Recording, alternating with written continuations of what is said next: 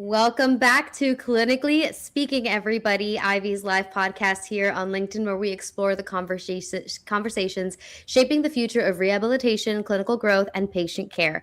I'm your host, Biz Marie, and today we're diving into inside Ivy's residency programs, a closer look at how structured mentorship, advanced education, and hands-on clinical experience help clinicians deepen their expertise and grow in their careers.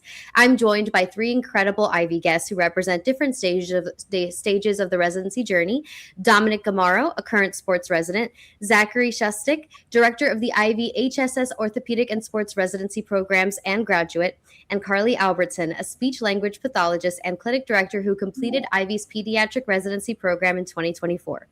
Together, we'll talk about what residency training looks like, the impact of mentorship, and how these programs help shape the next generation of clinicians. So without further ado, to start us off, can each of you briefly introduce yourself, your role at Ivy, and talk a little bit more about your connection to our residency programs? And Zach, I'm going to have you start it off. Hello, everybody. My name is Zach, as mentioned, and I'm the director of the Orthopedic and the Sports Ivy and HSS residency programs. In addition to that, I was also a residency graduate and a mentor to both programs as well. So kind of have a good sense of the journey that the residency brings you on. And outside of that, I'm a practicing clinician in the outskirts of Philadelphia in the West Philly region, Berwyn to be a little more specific. But I'll always hold on to my clinical hat as well. But I love higher level education. Awesome. Thanks, Zach. And Carly? Hi, I'm Carly. I'm a speech pathologist and clinic director at Ivy Rehab for Kids in Virginia Beach. I completed the Pediatric residency program in 2024, and I'm happy to be here. Thanks for having me. Great. Thank you, Carly. And last but not least, Dominick. Hi, my name's Dom. I am a physical therapist and I'm a current sports residency participant. I'm a Seton Hall grad, proud in 2024, and I currently practice out of Sparta, New Jersey. Awesome. Well, thank you all. We are so happy to have you on Clinically Speaking today. So residencies aren't required in therapy fields, yet we're seeing them gain traction today. Why do you guys think programs like this are becoming more important in rehab today? I can kick us off a little bit. So certainly at the university level, residencies are pushed a little bit harder in terms of like some higher level education. When you leave, at least from a DPT program, you leave as a generalist without any specialties, even if you have interest in one. So the opportunity to join a residency is an absolute opportunity to specialize in a area of practice. And in the cases that we're talking about today, for the PT point of view, would be ortho and sports. Outside of that, it's structured curriculum and mentorship for higher level clinical thought, as well as clinical development, professional development, and personal development. Yeah, and to follow up on that, we were always taught in undergrad and grad school that our professions are ever evolving. And a part of residency is to learn, the most recent research, stay on top of current therapy trends, and it allows you to specialize in an area of your field. Yeah, and bridging off that perfectly, the idea that we are lifelong learners in our field as therapists, and we can really use the residency to get shared experience, not only through mentorship, which is a great way to kind of take from an individual that's been practicing longer than I and utilize their knowledge to kind of expand mine, but also from our peers that are also in the program with us and gain their knowledge as well. Thank you, everyone. What a great start to our episode. And now let's dive into each of your personal journeys into residency.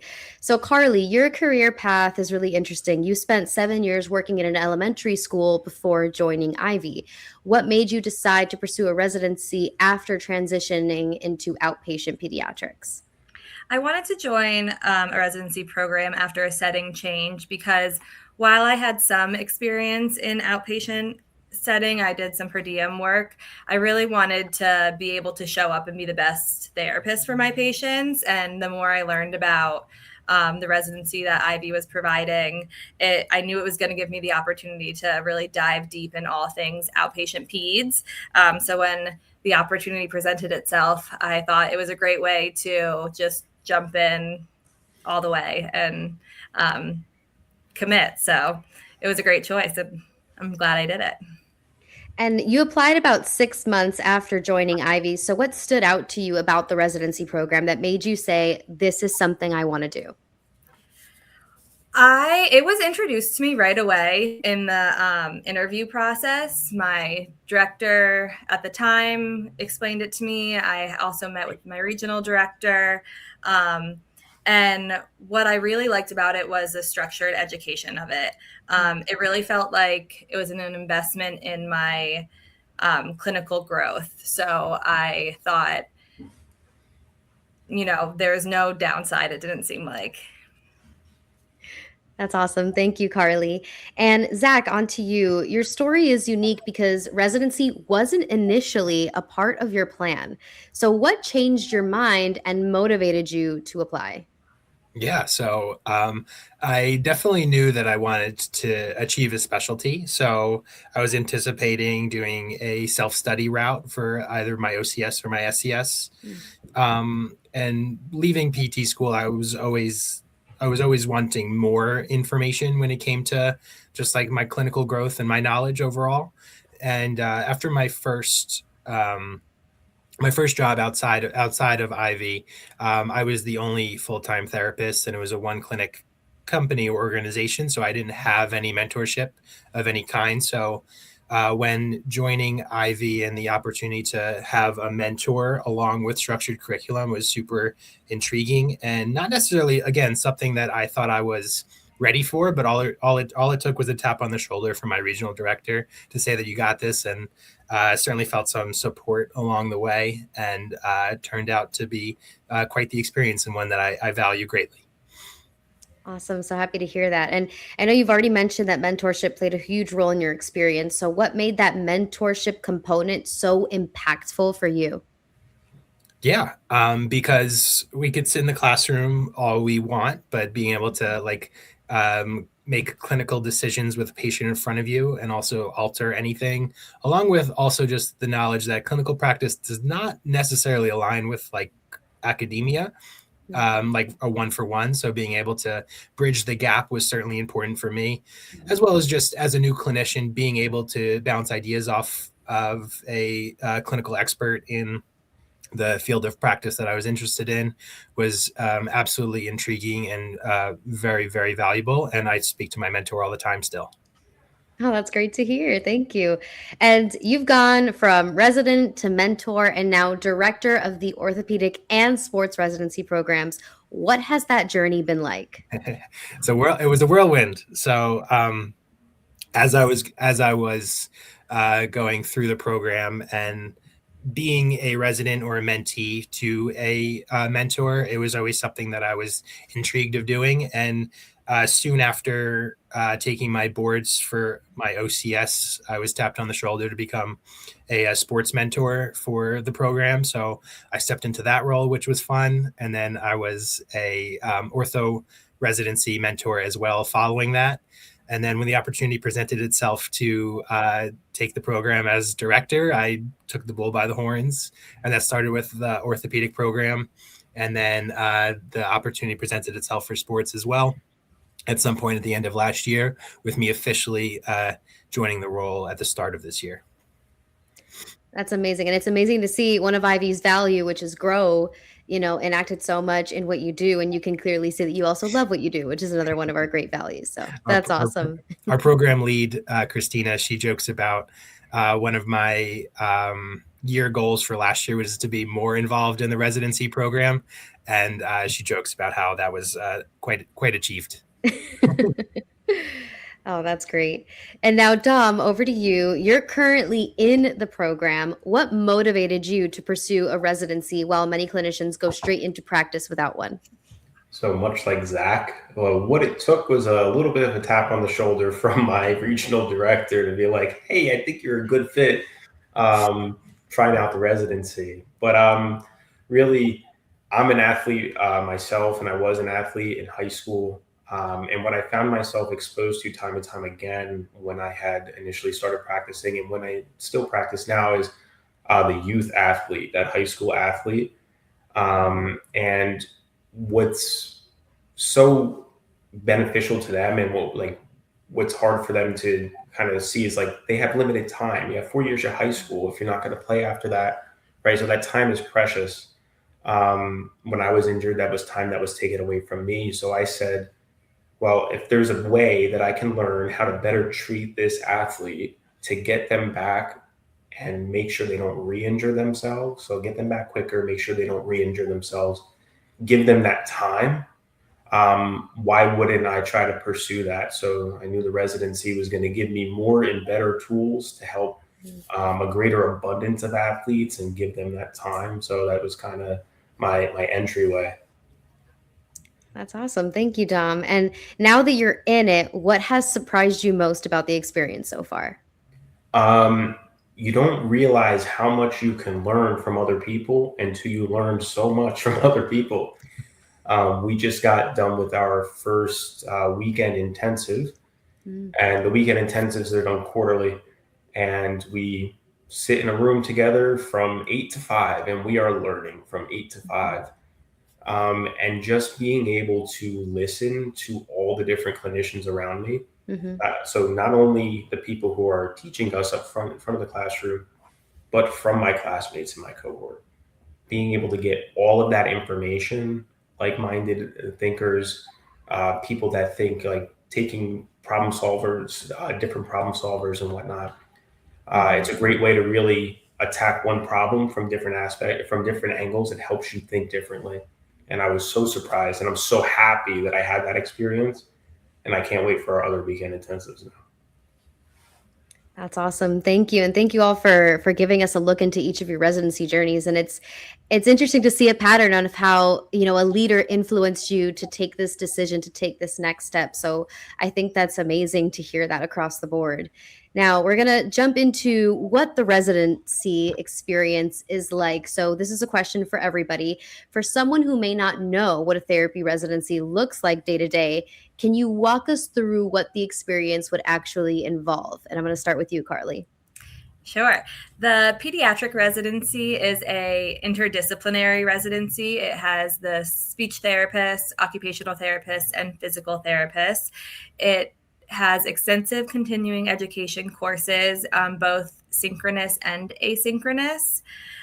You have about 100 hours of mentorship. We had journal clubs, track calls with our cohort, and those professional weekends that Dom was talking about, where we got together and we had courses where we had in-person speakers do courses live, which was really exciting. There we got to meet a couple speech therapists who are leaders in our field, who I still follow and learn from today. And I got to sit next to one and have dinner with her and pick her brain even more. And that was a really exciting experience. And then the occupational therapists and the physical therapists at the end of the year sit for their board certification exams. Okay, that's great. Thank you so much. It sounds like a jam-packed year. So it's definitely an exciting one for residents, yeah. I can imagine. All right, Zach, I'll pass it on over to you. Yeah, so in the ortho division, it is quite similar. So each of the programs are 12-month programs. They're structured in a way where there's a didactic calendar to follow for any asynchronous and synchronous opportunities in learning. Some asynchronous learnings can include some readings for any literature, or asynchronous videos on either the MedBridge side of things or the E-Academy, so the HSS platform for education as well. Some synchronous versions would be our virtual meetings. So they're on different days. The ortho and the sports program are on different days. But in essence, there's either faculty-led case discussions, there's journal clubs, case reviews to that extent, as well as some preparatory stuff for the board certifications. We also have mentorship. So each resident would accumulate 150 hours of mentorship with their qualified mentor. So that's a great opportunity to, again, pick the brain of a clinical expert in that field of practice. And then as Carly and Dom mentioned, the weekend intensives are in person. So it's a great opportunity to collaborate, not only just psychomotor skills, but also being able to clinically reason under those skills that they're learning at the same time. And then it's just different and fun and energetic to be able to sit in on one of those. So it's always fun, rewarding, but they're intensive for a reason. They're labeled intensive for a reason. Yeah. That's awesome, Zach. And Dom, how do you feel being now on month 3 of this year's residency program in the middle of it all? I feel great. I feel prepared. I think everything is organized very well. So good job, Zach. I feel like I'm doing a good job so far. But with everything that Zach and Carly mentioned, it's really it's time management. How can I effectively make sure I'm doing my job as a clinician? How can I effectively make sure I'm doing my job as a resident? And how can I effectively make sure I'm doing my job as a person and giving myself time to live my life? Aside from what they had already said about the didactic work and the weekend intensives, sports residency adds another hurdle. We have to do what's called venue coverage hours, and we have to do 200 of those hours. We have to go to different venues or the same venue. We have to be able to work and learn under a certified athletic trainer, another sports therapist or doctor that is actually on the sideline or present at an event.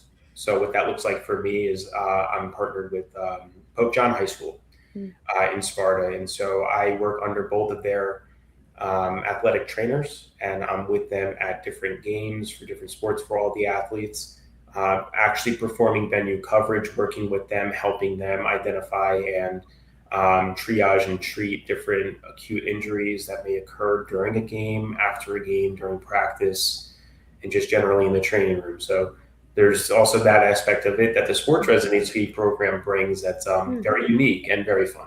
Mm-hmm. Yeah, that's a pretty incredible experience. That's awesome. Thank you so much for sharing. Yeah. And now, then also just to build off that, sorry, Ms. Just to build off that also with the venue coverage, that's something that after Dom achieves his SCS, it's something that every 3 years he has to prove that he's doing 100 hours of venue coverage as part of the maintenance of your specialty certification. So it's something where we make connections now, but those connections turn into potential opportunities down the road as you're practicing as a professional and a clinical specialist. Thank you for your input, Zach.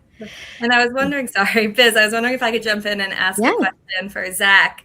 Now that you are a director, are you attending the interprofessional weekends with the new cohorts? And if so, as the programs are evolving, I'm sure you're learning more and more. Are there any key takeaways that you've learned from the following years since you've gone through? To answer your last question first, absolutely. We are a sponge when it comes to all feedback and how things are running, both from a high level and a low level. So myself and the partnership that we have with HSS, they also provide program coordinators. So we are a sponge when it comes to any feedback given to us of not only just the weekend intensive, but how the year is running and going. Because we will adapt for either this cohort or the next one for sure. And then to answer your first question, I do attend the weekend intensives. They're a lot of fun, just because of the now the double up in terms of how many weekend intensives there are. I'm not present for every day, but for each weekend, I will be present for it. That's awesome. Thank you, guys.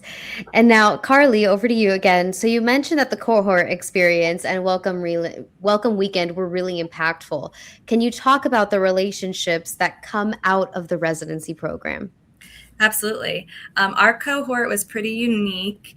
It was 5 speech therapists and 4 of them being from the same region here in the Virginia Beach area, Hampton Roads area. And 3 of them now we've all been promoted to clinic director. So we became very amazing. close. Thank you. Professionally and personally. So we became friends, still touch base about how we're doing in life, clinically, and still to this day are trying to plan continuing ed courses we can take as a group going forward. So it's been really cool to meet friends, make that community, and then also maintain it going forward and continue to build off of it. That's really great. And to always know that you can kind of like bond over the fact that you experienced the program together, and then, continuing to have that relationship in your professional career, I think is incredible. So I'm happy to hear that. Definitely. And then even in the larger group, I would say there are a handful of other faces that got promoted after the graduation of residency. And this February at the Directors Summit, we got to reunite with a handful of them. So that was also great. Oh, that's awesome. The beauty of the Director Summit. That's the best part. And how did the residency expand the types of patients that you felt confident evaluating and treating? Overall, the residency increased my confidence across all aspects of my day, treating, evaluating, the administrative side, documenting, planning, all of it. But in regards to patients, it's increased my confidence working with neurodivergent kids, kids with myofunctional disorders, and apraxia, kids with apraxia. I would say those are the main diagnoses that we took large courses for that have really increase my confidence and skill set with. Great. Thank you so much for sharing. And now, Zach, over to you again. You've described residency as an intense but rewarding year. What did that intensity look like, and how did it push your clinical growth? Yeah, I mean, you're certainly out of your comfort zone a little bit when it comes to some of the tracking calls, where you're speaking to the rest of your cohort, being a little bit vulnerable with your answers, whether that be because you're disagreeing with someone or because because someone might disagree with you, of course. But again, that all creates growth because of the opportunity to learn and develop yourselves in that sense. The intensity is just is a testament to the didactic curriculum that you have to maintain outside of your clinic hours. So from the ortho side of you, that's just the curriculum. And then from the sports side of you, that's the curriculum plus the venue coverage. Awesome. And then you've also said that residency really helped you solidify your why. What do you mean by that? Mm-hmm. So the why behind why I provide different interventions to my patients was something that didn't necessarily have all the answers to early in my career. Patients were getting better. Some patients were not getting better, but I didn't have a why of what was working and what was not working. Mm-hmm. But with the residency program, with discussing with mentorship, and also just the growth of being able to have more repetitions with this thought process, improved my ability to answer the why, whether it be internally or externally, of why things were happening. And then once I became a mentor, that was my favorite question for my residents, just being able to have them discuss or defend some of their decisions that they were making, whether they were right or wrong. And then, as Dom knows, that's now my favorite word as a director as well, is why. And it's not necessarily because you're doing something wrong. It's because you got to be able to back it up. Oh, I love to hear that. You figured out your why, and now you always want the residents to think about the same questions. So that's pretty great. And Dom, over to you. Since you're currently in the program, what does a typical week look like for you, balancing clinic responsibilities and the residency learning? Yeah, so balancing the clinic responsibilities, the residency learning, and the venue coverage hours, you can imagine it gets to feel pretty overwhelming. What I like to do is I set my schedule up. I'm about a month ahead of what I'm doing. My schedule is set so that I can block off time in the clinic, redistribute time throughout my week so that I can do the normal hours that I would do in the clinic, but then also be able to go over and do my venue coverage hours.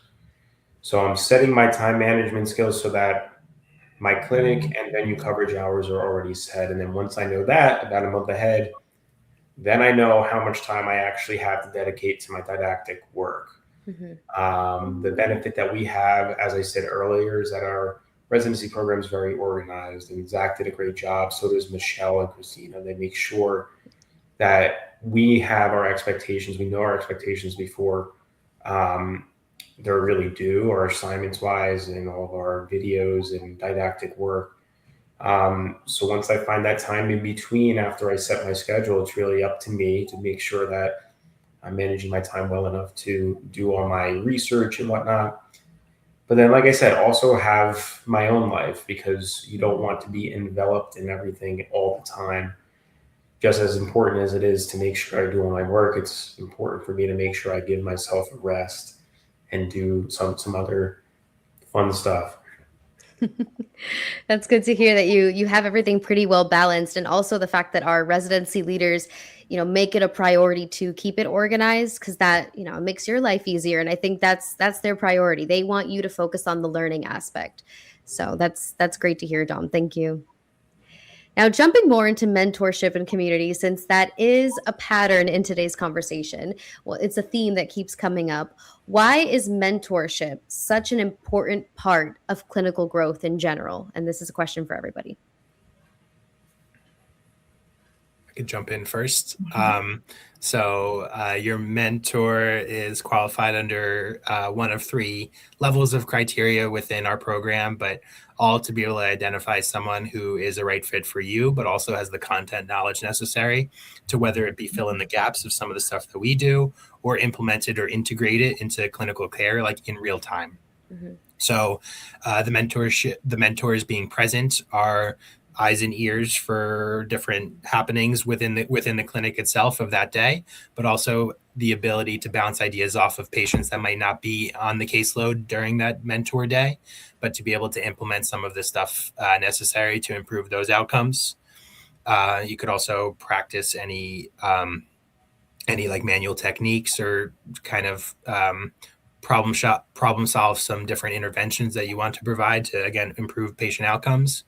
But having someone who is an expert in the specialty practice of which you're trying to learn is a super excellent way to be able to grow yourself. And to follow up on something that Zach said earlier, he was talking about how mentorship bridges the gap between what you're learning in the coursework and what you're applying. And mentorship also gives you the space to ask the questions and dive deeper into some trickier situations, and like get that live time feedback that you don't always get in other situations. The last time some of us probably got live feedback on our practice was in grad school. So it's really a valuable opportunity that we don't always get. Yeah, and being I'm currently in the residency program, and being, I wouldn't say super fresh, but a year and a half out of PT school, this really allows me to take what I've brushed off the surface of what physical practice is, and then use someone who has 10 plus years as a backbone to be like bouncing ideas off of. One of the best things I can do while I'm treating, I am the lead therapist in all my treatments, but just being like, here's what I did, X, Y, Z. And then my mentor telling me, well, what else would you do? And why'd you do this? Right. As Zach said, the why, this really helps me reinforce my why, and identify, well, if I didn't really have a why'd I prescribe? And what could I do better with each of my patients? It's really great to hear that they're not only a support, but also, they push you to do better, to learn more, and to enhance your skills. So I think that's amazing to hear that from each and every one of you. And how does the interdisciplinary environment at Ivy strengthen the residency experience? I mean, I know for the pediatric aspect of it, it's huge.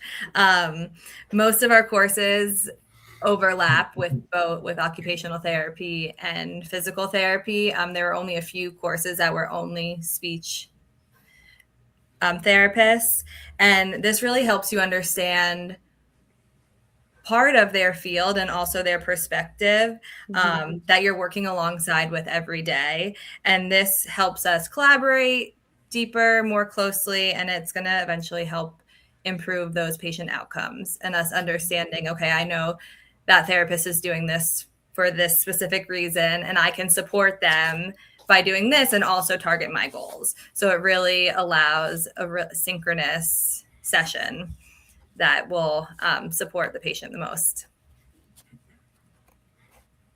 And then to build off that a little bit from the perspective of we want like appropriate exposure to a breadth of different diagnoses in the physical therapy world, we're able to leverage a little bit of the opportunity for residents to shadow an occupational therapist for the day, if that would be necessary, in order for them to have the ability and the exposure to maybe a hand and wrist disorder that is not necessarily something that's coming on a PT script very often.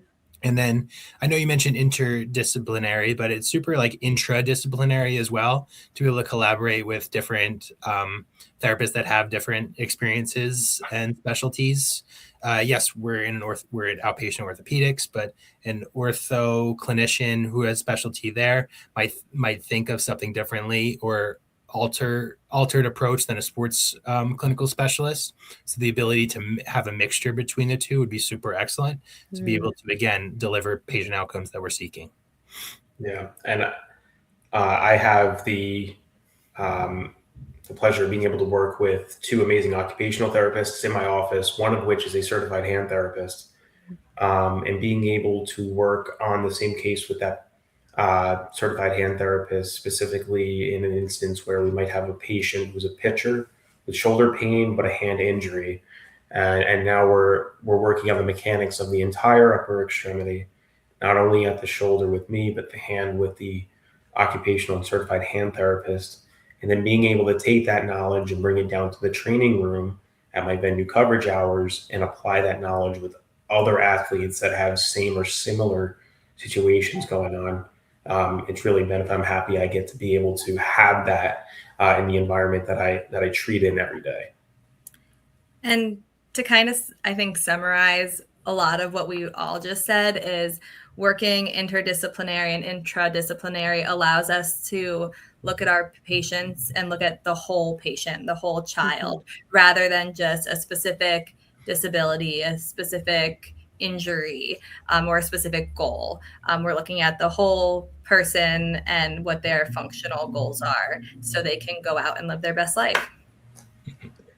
Amazing answers. Thank you, everybody. And now looking into the career impact of these residency programs, Carly, you're now a clinic director. Congratulations. How did completing the residency shape your leadership journey? One of the ways it shaped my journey was being a part of Ivy's residency program. It really cemented my desire to grow within Ivy. I really admired how the company values continued education and clinical excellence. That's not always standard across the board. And once I completed the residency program, I thought that I took on that year as a challenge after I started a new job. And after that, I wanted to see, where else can I grow with professionally and within my career. So I kind of tapped on those same leaders that supported me in doing the residency and asked, where can I grow next? And this was the next steps. And it's been great so far. That's amazing. And looking back, how did that program help you become the therapist and leader you are today? Part of what we are learning besides clinical skills is also interprofessional and interpersonal skills. And we use those to connect with our patients and our and so I took a lot of those skills to connect with the team and the families to help support the clinic. And then also the confidence I grew, making decisions and collaborating with other disciplines, and supporting the growth of everyone kind of around me and in my environment. That all kind of stemmed from a lot of things I learned within the residency program. I love it. Supporting your growth, but also the growth of everyone around you. That's amazing. And Zach, from resident to program director, how has your perspective on residency evolved? How has my perspective evolved? Well, there also just the knowledge that there's a light at the end of the tunnel for all the current residents out there and the prospective ones. There's a light at the end of the tunnel, certainly. And then being able to be involved in the program to some degree was absolutely fulfilling outside of my residency year as a mentor. So again, becoming a mentor had a nice little bridge for me to be able to perform some of this clinical education while also treating patients myself. And then again, further down the line, when I had the opportunities that I did for becoming the director of the programs, has been super intriguing to be able to navigate as an administrator, but also still a clinician. So it's a nice bridge there as well. Yeah, that's the way I did it. That's great. And what do you hope residents take away from the program today? Current residents or prospective residents? Current residents. Current residents. I hope that and they future are, residents. I'm listening. So again, there's a light at the end of the tunnel with the residency year. It's super valuable to be able to specialize in something that can impact people on a day-to-day basis. And it's, as most clinicians know, it's way more rewarding than we even anticipate sometimes. So sometimes we could take for granted what impact we're making on people. So the ability to take a step back and understand how we are changing people's lives in this world is super impactful. And then outside of that, the opportunities in your career, both with leadership and operations, as well as clinical education, the clinical excellence team, are absolutely rewarding for not only the clinical ladder, but also potentially your maintenance of your specialty certification later on, and then your just general growth as a clinician and a professional and what you want to do with those goals. That's great to hear. And Dom, since you're currently going through the program, how do you already see it shaping your career goals? Yeah, to amplify what Carly and Zach already said, I think growth is the key here. Mm-hmm. I discussed it with Zach in my interview, actually, in the admissions process, where I had said one of the things I want to be able to do in the Northwest New Jersey region, which is where I treat, is kind of give back to Ivy and open up in de novo a sports specific clinic for Ivy in the Northwest New Jersey region, which really does have a lot of not only youth sports, but like amateur sport wise, like adult leagues and whatnot. We're ranging all the way from our youth athletes to our pickleball players, the senior level pickleball players. So everyone's included in this. So I want to be able to open up a clinic like that. And I see it shaping my ability to also go to venues as well, which is one of my goals, and be able to cover sideline games, the football games at night, and lacrosse games and baseball games and softball games during the day. And I'm already doing that, which is wonderful. And how do you feel knowing the type of growth that's possible while hearing Zach and Carly's story? Oh, it's great. It's wonderful. It's like hopefully I can get to their level at some point. I mean, I'm 3 months in. I got light at the end of the tunnel. We're almost there. And to build off everyone else's points also, I know with my the cohort that I graduated with from my ortho residency, now a few years out now, I'm able to like email them as area directors, or find out that they have a de novo, or lean on them for mentorship or something along those lines. So it hasn't been an individual growth, but the entire cohort grows. That's amazing, Zach. Thank you. And now jumping into advice for future applicants. For clinicians who might be considering a residency, what advice would you give them? And Carly, I'm going to kick it off with you. I would say, if you're already thinking about it, you are open to this, but be open to learning, ask questions often, take advantage of the opportunity. I think the more you put into it and the more you give, the more you're going to get out of it. Sometimes that mentorship can be difficult and challenging and a little vulnerable, but it's worth it, and you're going to get to the bottom of it and really understand the why and come out of it a stronger clinician. Love it. Zach? Yeah. To Carly's point, how she opened this answer was really just, if you're listening to this podcast or feed, or you're having conversations outside of it, like you're already open to the idea, have conversations. So have conversations with your leadership, have conversations with, reach out to me, or you're the program director that you're interested in that residency or fellowship, or reach out. And then I could always put you in contact with a current resident as well, such as Dom or one of his classmates or one of the ortho residents as well, just to be able to have a 360 view of what the year would be and how it's going to benefit you and what to expect. And Dom? Yeah, I would just say do it. Why not? One thing I like to say, and it's a really good thing, never have I been so right for being so wrong, and learning how many different ways I could improve my practice is the best thing I could have done for myself. So learning how to be more right? And being okay being wrong, taking those risks, stepping out of your comfort zone, like Carly said earlier, and just being okay being wrong, right? We learn from our mistakes, and lucky for us in the residency programs, we get to learn from our mistakes from all of our peers, all of our classmates, and the people that come in to teach us, the guest lecturers, our residency directors, everyone, right? So it's very supportive. So do it. Thank you all. And so for Zach, from a program director perspective, what makes a candidate stand out in the application process? A growth mindset. So being able to identify maybe some weaknesses in your current practice and being able to reflect upon those weaknesses of how you're going to fill some of those gaps. So we're like, no one's going to be a perfect clinician, so we don't have to come off that way, but be able to identify that there are some things of which you are, in the term of learning, consciously incompetent in, and then being able to build off that directly.